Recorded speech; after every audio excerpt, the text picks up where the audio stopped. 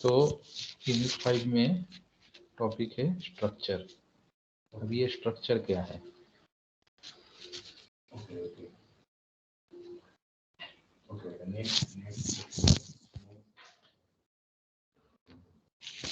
Structure जो है वो है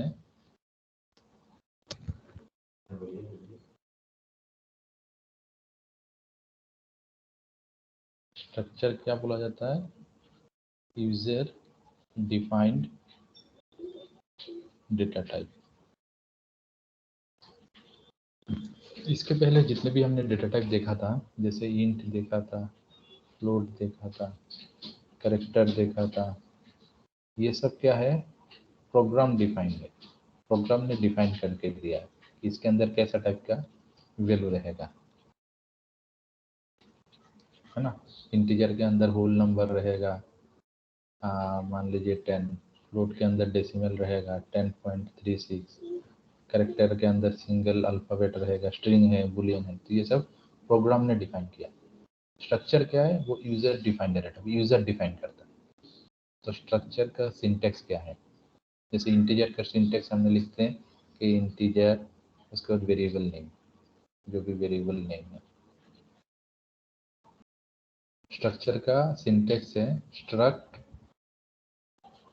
उसके बाद स्ट्रक्चर का नाम,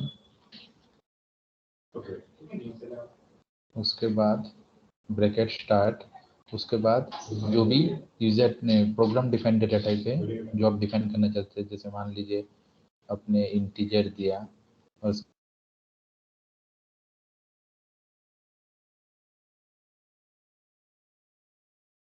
जस्ट अ मिनट, एक लाइट गया है, 1-2 मिनट में हम लोग रिज्यूम करते हैं।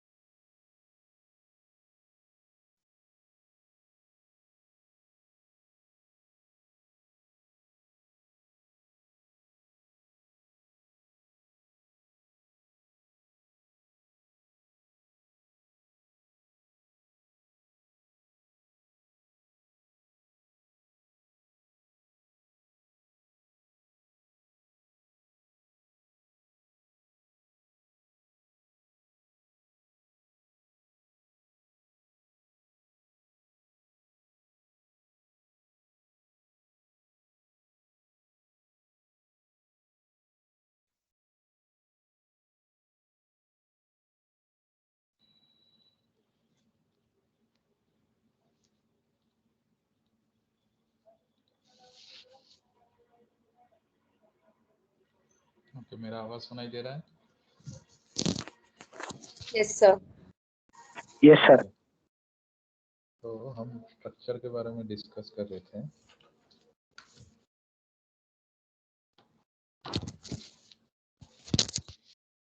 तो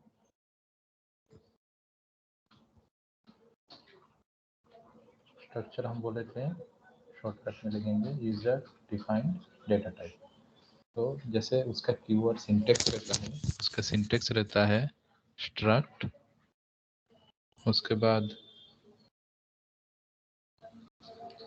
स्ट्रक्चर नेम, कोई भी नाम आप दे सकते हैं, जैसे वेरिएबल का नाम देते हैं। उसके बाद कोई भी प्रोग्राम डिफाइंड डेटा टाइप, जैसे मान लीजिए इंटीजर हो गया या फ्लोट हो गया या कैरेक्टर हो गया, ऐसा कुछ भी दे सकते हैं। और वेरिएबल नेम या फिर एरेज भी दे सकते हैं। देन सेमीकोलन, और उसके बाद भी ये सेमीकोलन। जैसे हम कोई भी इंटीजर वेरिएबल नेम डिक्लेयर करते हैं, उसका सेमीकोलन देते हैं, तो ये जो स्ट्रक्चर्ड है ये भी एक डेटा टाइप है, इसलिए हम यहाँ पे सेमीकोलन देते हैं। और ये मेन के बाहर लिखा जाता है, इम्पोर्टेंट है। कोई स्टूडेंट मेन के अंदर लिख लेते हैं तो वो इश्यू क्रिएट करता है, तो वो प्रोग्राम सही से रन नहीं होता है। तो ये हम लोग मेन के बाहर लिखते हैं। उसके बाद इम्पोर्टेंट है कि हम उस स्ट्रक्चर का, ये जो स्ट्रक्चर बना है, ये जो टोटल है ये एक स्ट्रक्चर है। मतलब मान लीजिए इसको हम लोग इंटीजर बोल सकते हैं, तो ये एक स्ट्रक्चर हो गया। उसका वेरिएबल नेम बनाना है, तो हमने जो भी स्ट्रक्चर बनाया str उसके बाद जो भी स्ट्रक्चर नेम दिया, ये टोटल एक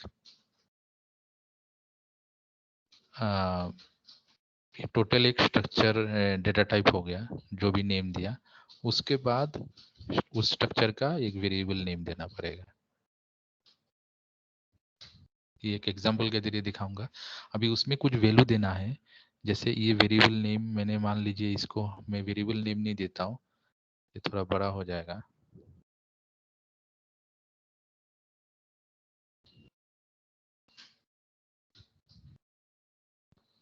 मैं मान लीजिए A1 देता हूँ, तो मैं बोलता हूँ, और ये स्ट्रक्चर नेम हटा के ये नहीं दे रहा हूँ, मैं दे रहा हूँ A, है ना। तो स्ट्रक्ट A, यहाँ पे भी स्ट्रक्ट A1। अभी मैं मान लीजिए यहाँ पे मैंने दिया, तो मैं दूंगा A1 डॉट, जो भी मैंने यहाँ पे डेटा टाइप दिया, अगर यहाँ पे इंटीजर वेरिएबल नेम दिया तो मुझे इंटीजर टाइप का डेटा देना पड़ेगा। तो वेरिएबल नेम मान लीजिए मैंने दिया बी, ये जो है मैं इसको वेरिएबल नेम नहीं दिया, इसका नाम दे दिया मान लीजिए बी। मतलब इंटीजर बी हो सकता है, फ्लोट भी हो सकता है, फिर कैरेक्टर भी हो सकता है। तो मैं इंटीजर बी दिया, तो A1 बी, उसके अंदर जो भी मैं वैल्यू डालना चाहता हूँ, A1 डॉट बी, याद रखना। सिंपली अगर फ्लोट दिया तो A1 dot B is equal to जो भी वैल्यू में 32.5, ऐसे करके मैंने इसको वैल्यू दिया। अभी अगर मुझे डिस्प्ले करना है तो मैं सिंपल है उसका printf %d A1 dot B, इससे मैं उस वेरिएबल का जो 10 है वो रिप्रेजेंट करूंगा। स्कैनफ भी अगर करना है तो सेम, अगर मुझे ये 10 डिफाइन नहीं करना, यूजर से लेना है, तो आगे पहले जैसे ये %d M% A1 dot B, ऐसे करके हम लोग, और ये मेन कंप्लीट, ऐसा करके हम लोग एक स्ट्रक्चर को डिफाइन करते हैं। ये सबको समझ में आया क्या?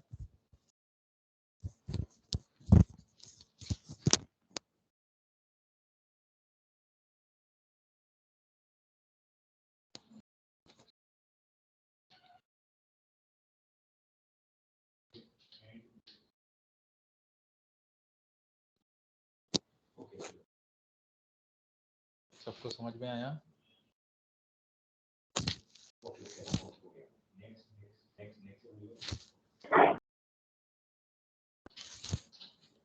ओके, आंसर नहीं है तो आई थिंक सबको समझ में आया। तो इसके एग्जाम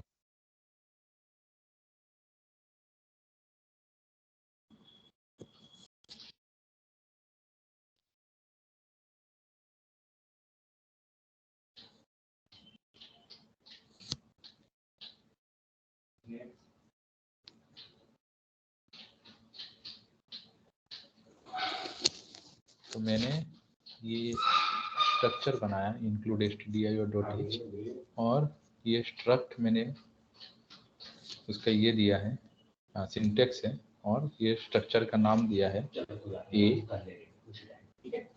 उसके बाद मैंने दो वेरिएबल डिक्लेयर किया, एज जो इंटीजर टाइप का है और सैलरी जो फ्लोट टाइप का है। उसके बाद मैंने ये स्ट्रक्चर कंप्लीट किया। ये देख सकते हैं कि हमने ये सेमीकोलन दिया है। उसके बाद मैंने क्या किया, स्ट्रक्ट A1। तो मैंने क्या किया, ये जो स्ट्रक्चर है इसका एक वेरिएबल नेम डिक्लेयर किया A1 और अभी ये एरे वाला जो है वो हम इग्नोर करते हैं, पहले नॉर्मल देख लेते हैं। उसके बाद A1 डॉट एज में मैंने ये जो दो वेरिएबल डिक्लेयर किए एज और सैलरी, तो मैंने A1 डॉट एज में मैंने 20 डाला है और A1 डॉट सैलरी में मैंने 23.5 डाला। उसके बाद मैंने प्रिंटफ किया है A1 डॉट एज और A1 डॉट सैलरी। तो इसको हम लोग रन करके देखते हैं। उसके साथ एरे का भी आएगा लेकिन उसको अभी इग्नोर करना है। ये 20 पहला जो वैल्यू है 23.45 ये हमारा एज और सैलरी का आ गया।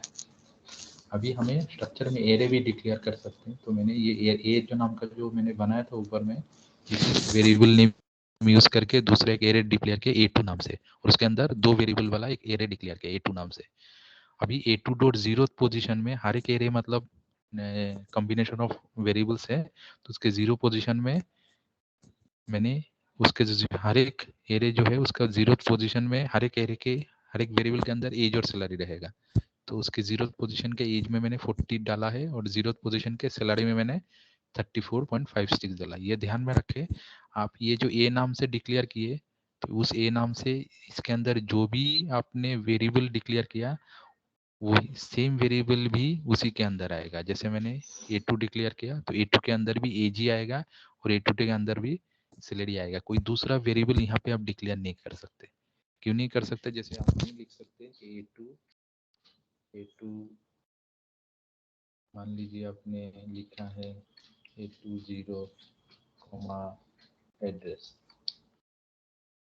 बाकी उसके अंदर आपने कुछ भी एक लेटर ही लिख दिया है, ये एक्सेप्टेड नहीं होगा।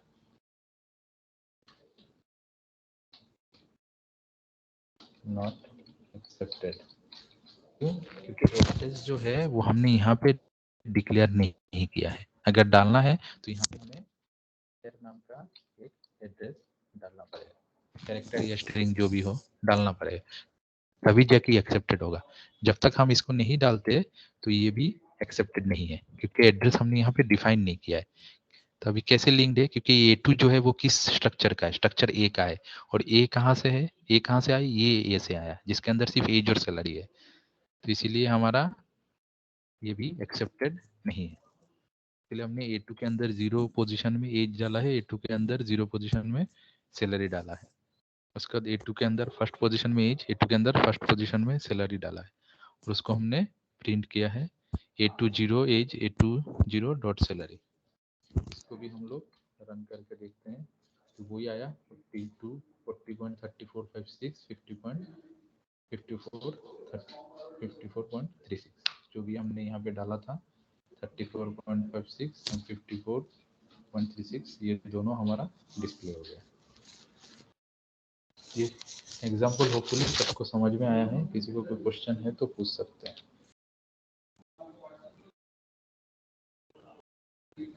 एरे वाला कैसे किया मैं बता देता हूँ एक बार, कि मैंने एक जो स्ट्रक्चर डिक्लेयर किया था, स्ट्रक्चर जो डिक्लेयर किया था इसके अंदर मैंने बोला है एक तो एरे रहेगा, मैंने बोला A2 रहेगा एक एरे, ये एक एरे रहेगा और दो इंटीजर वैल्यू, नहीं मैंने बोला है एक मिनट इसको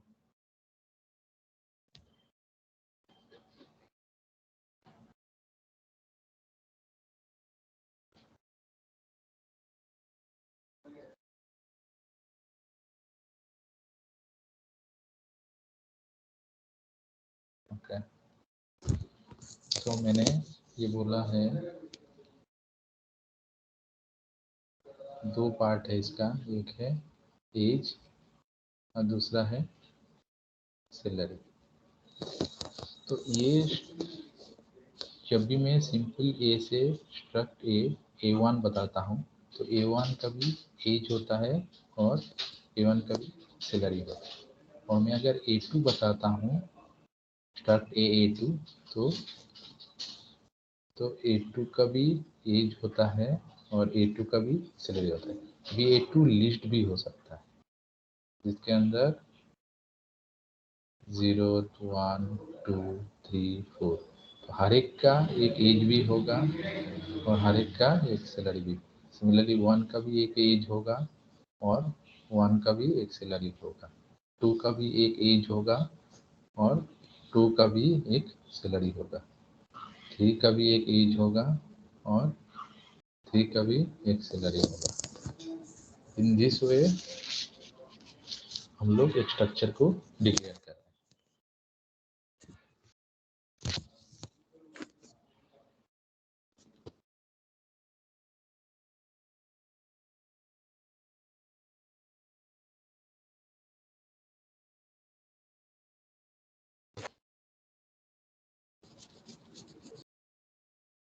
सबको क्लियर है क्या? Hello, Yes, sir.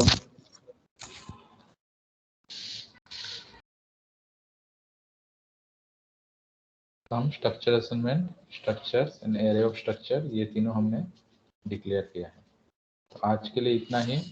हम लोग आगे से आपको अलग अलग स्ट्रक्चर के ऊपर अलग अलग टास्क बताएंगे या फिर अलग अलग फंक्शन के ऊपर अलग अलग ये बताएंगे और इसको आपको समझना है और करके बताना है।